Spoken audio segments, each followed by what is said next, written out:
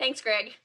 Hi, I'm Heather Reams, and I'm the Executive Director of Citizens for Responsible Energy Solutions in Washington, D.C. Today, I am joined by Congressman John Curtis from the 3rd District from the beautiful state of Utah. Congressman Curtis serves on the House Energy and Commerce Committee and in the subcommittee on the Environment and Climate Change. He has become a vocal supporter of Republican engagement in climate change solutions. So let's dive in. Hey, Congressman, great to see you. Heather, awesome to be with you. Well, okay, I'm going to get right to it. Okay.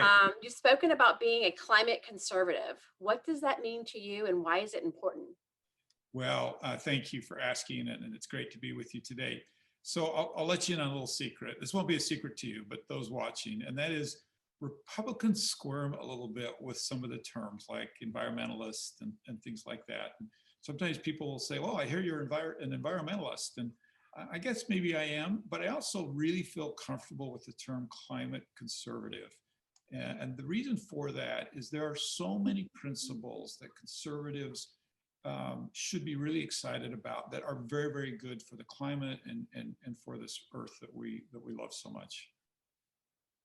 So we're digging in a little bit more. So, what's holding us back from working together, Republicans and Democrats? I mean, that has to be everything. But from your perspective and in your journey, what do you see as some problems So I'm or glad you mentioned challenges? my journey. I'll just tell our listeners real quickly, it has been a journey for me. I came into Congress 3 years ago, and I would squirm in my chair when somebody said, is the climate changing? And I would stutter, right? And so now it's very comfortable and easy for me. But I think, to be honest, the beginning of the breaking down of the dialogue is this question about the climate changing and is Matt influencing it? It shouldn't be a hard question for Republicans. And so you have to ask yourself, why is it? And the best analogy I can give you is if we were to talk about immigration, and I said to my good Democratic friends, the wall, right? They would tense up, and it'd make it really hard to have a conversation about immigration once I said the wall.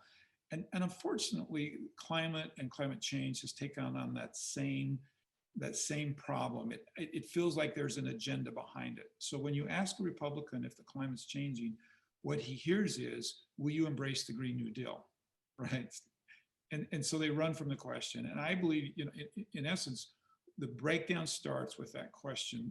Republicans need to learn to not be afraid of it, and Democrats need to learn there's better ways to ask for involvement from Republicans.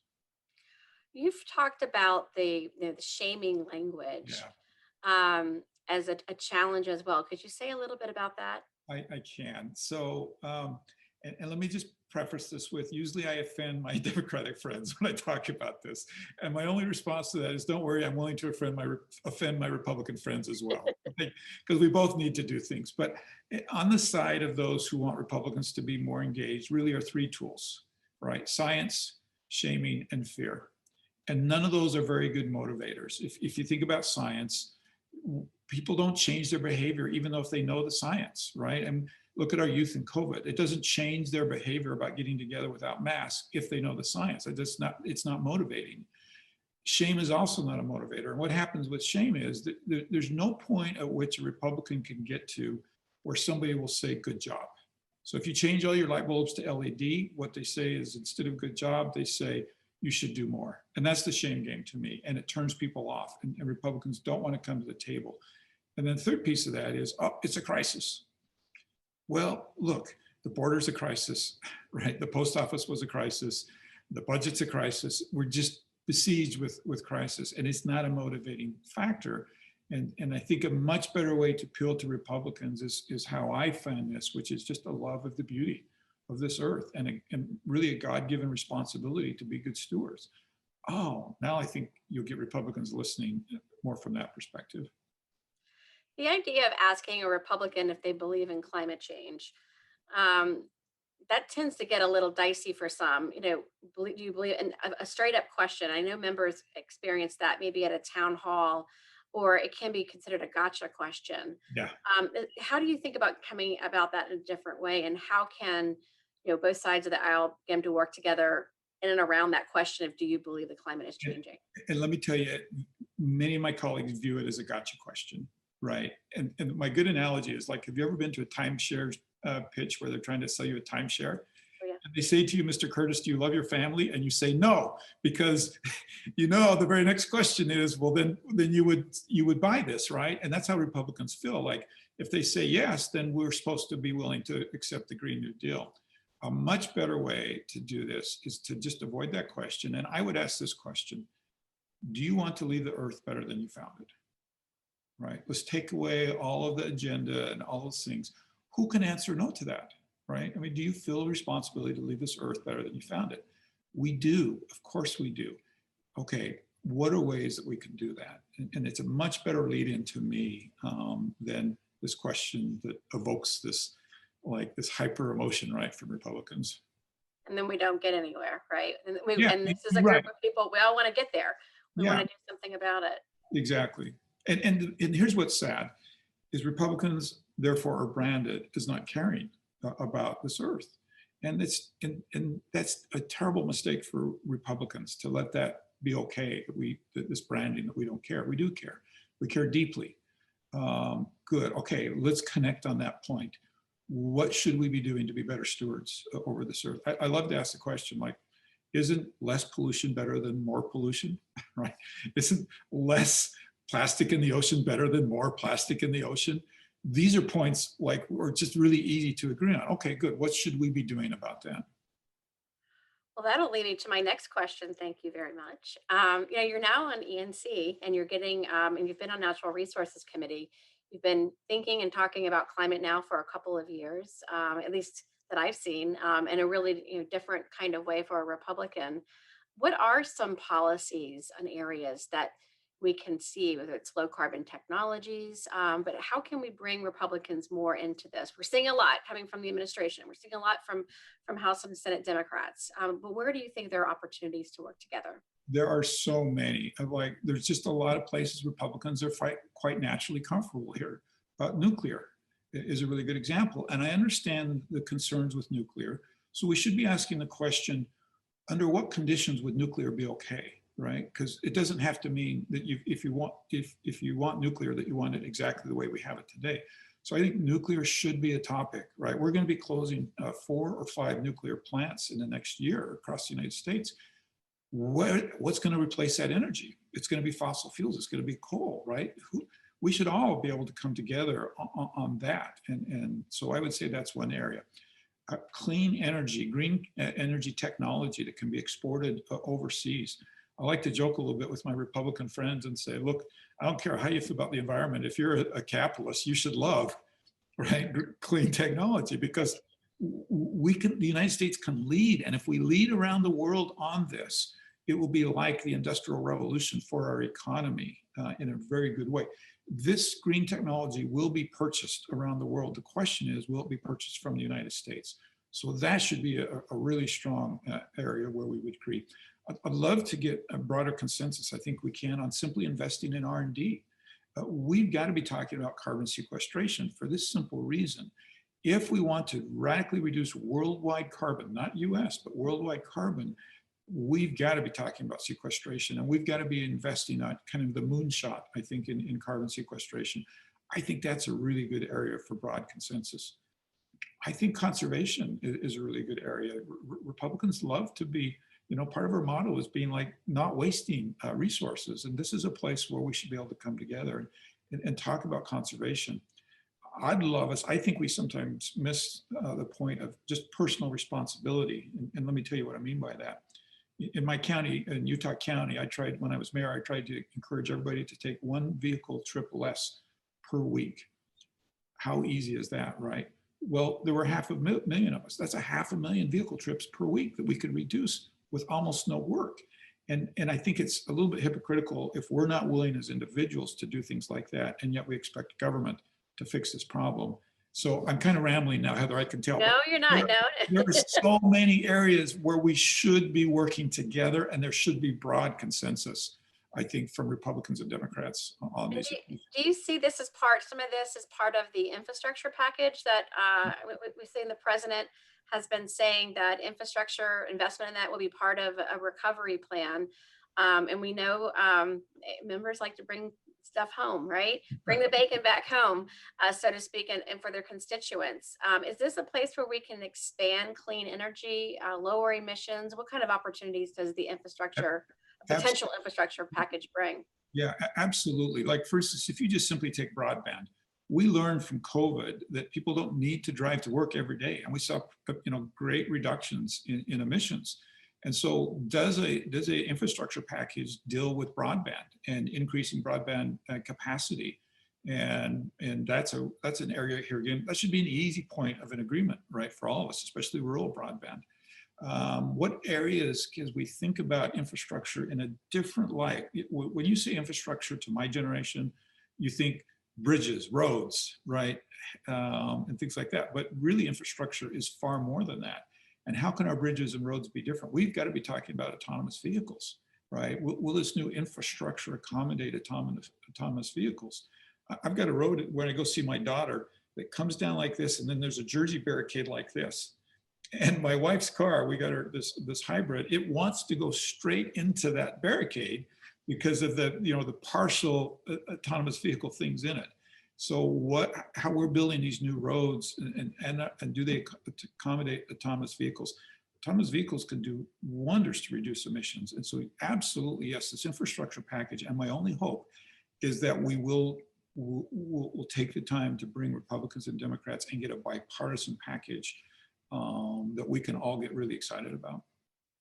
What do you make of, speaking of autonomous vehicles and electric vehicles? We've got a number of announcements, including from our own American General Motors, talking about not continuing the combustion engine beyond 2035.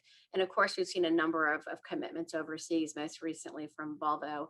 Or it's a Volkswagen, one of them, but Volkswagen, Volvo is, I think, first. What do you make of the private sector making pledges versus doing something that the government is telling them to do? How do we balance that?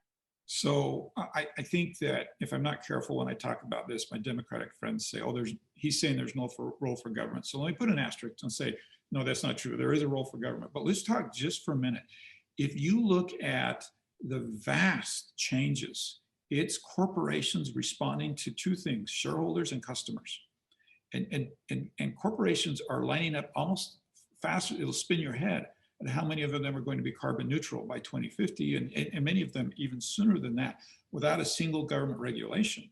And it's driven by consumer demand and shareholders. We can't underestimate the power, right, of those two things on corporations. And that's driving dramatic change. And I don't think government could have done anything that would get businesses to move to carbon free by 2050 as quickly as simply that private sector and that demand. And we shouldn't underestimate our own buying decisions, right? And when we buy something that's made, and let's just call out China for a minute, it's made in China in a coal plant, right? And you and I have talked a little bit about this, like we should know that, right? And we should know the carbon imprint of that decision that we're making. And most US consumers would support US corporations that are doing it with less carbon. So let's get into the trade a little bit. If you're going to talk about carbon, you're going to talk about China. And I know this is an area of trade you've had an interest in. How do we use trade agreements, or how do we use the international marketplace to help drive down emissions? You've talked a little bit about U.S. exporting technology beyond, which makes some sense. But what about using our trade status to be able to help other countries lower theirs? What do we do there?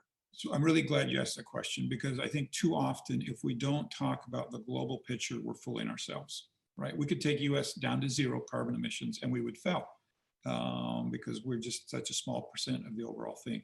So trade must be part of this. And President Biden, if you ask my opinion, I would say you have a wonderful opportunity, because we're right at the crux with China of a new trade relationship, a very, very different relationship. And President Biden's coming in at a time when he can kind of be the hero, right, of our relationship with China and trade. But part of that should take into account carbon, right, and China's commitments. We know they're building these coal plants at this almost this race, right, to do these coal plants, and yet they've got the ability to do much better than that. I would also say, in addition to trade, there's two other categories that we need to be thinking about.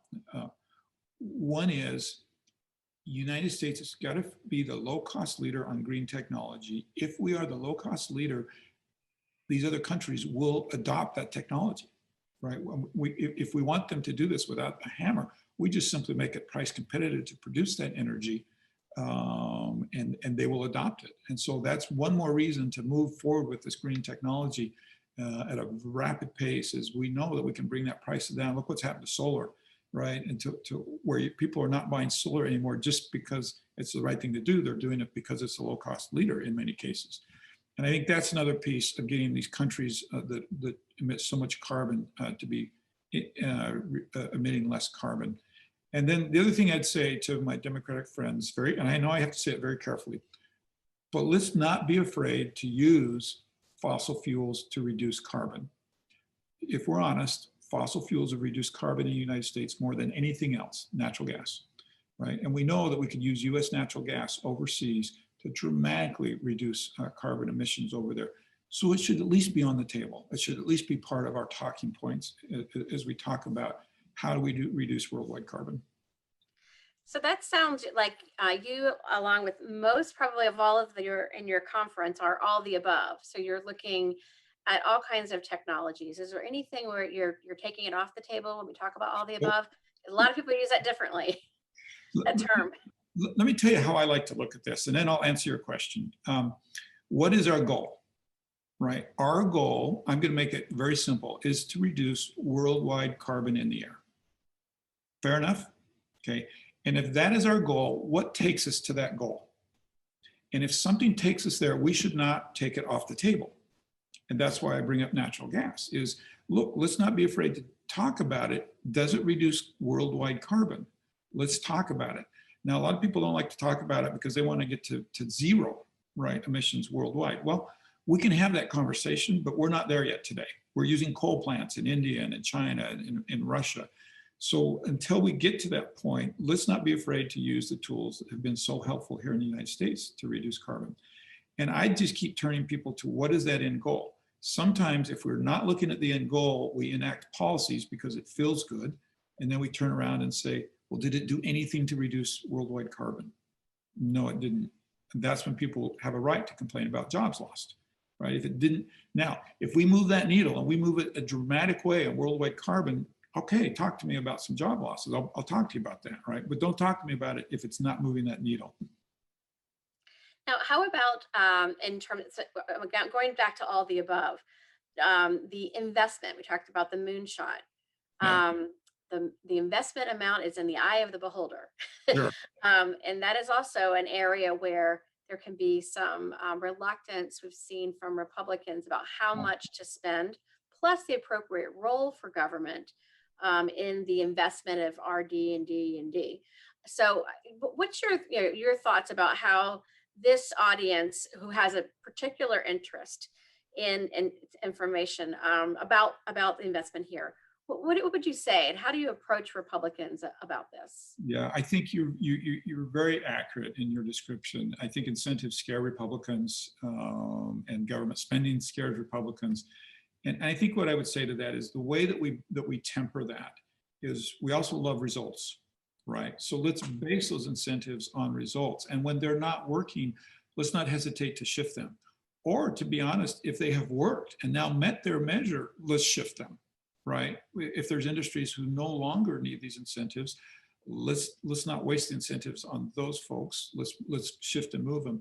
So I think part of the answer to that is give Republicans some assurance that this is not a lifetime incentive, right? That it's based on performance. If we're not getting the results, we won't be afraid to change it. And if we reach our goal, we won't be afraid to change it either.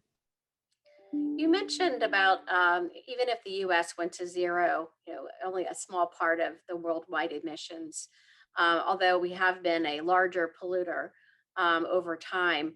There is a rejoining of the Paris Agreement from the Biden administration, an international discussion that's there. I'm not going to ask you whether we should be in or out, but do you believe, at least in an international place for all countries to come together and discuss goals and targets, or should it be each their own? What's your thinking there? I would love to see that. And I think the reason that some Republicans give pushback to the accord was that it puts too much responsibility on the United States and not enough on everybody else. And if we're going to solve this, everybody's got to step up to the table.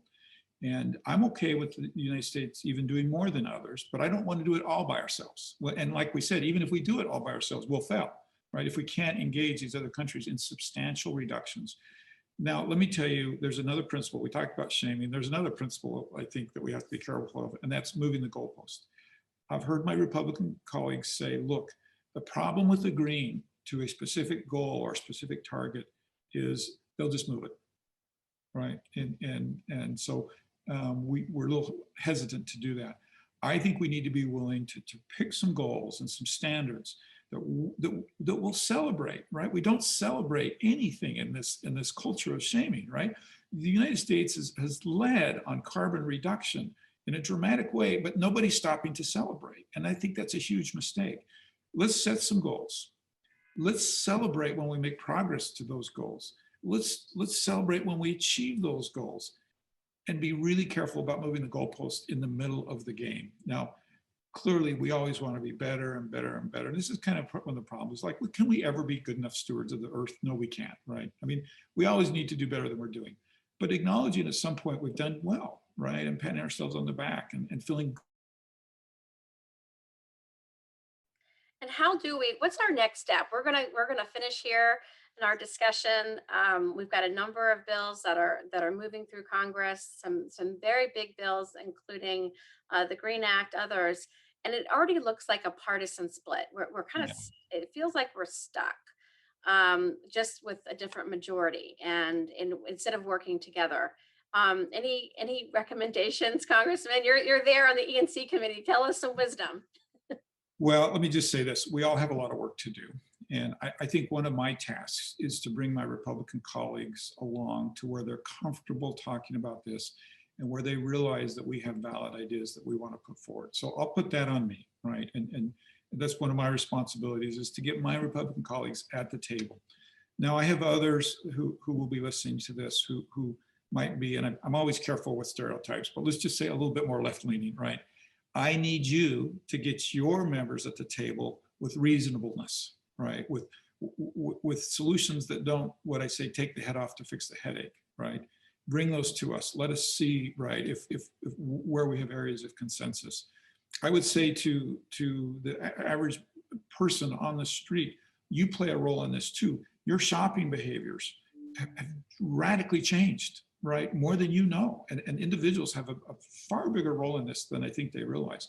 So I think it's a mistake to look at this and say, look, we're looking to Congress with one idea that will fix climate. I think that's a lot of people do that. And the reality of it is we need to look to Congress, we need to look to industry, we need to look to individuals, and everybody can do better on this. And it's a mistake to look to one group and say they're going to fix it or they're the problem.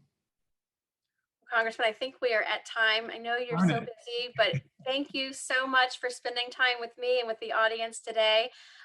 Republican John Curtis from Utah, you are a plus how many district, red district, Congressman? R26. R26, talking about climate. I know, fast. Thank you so much, and I look forward to seeing you soon. Thanks, Heather, you're the best. Thank you.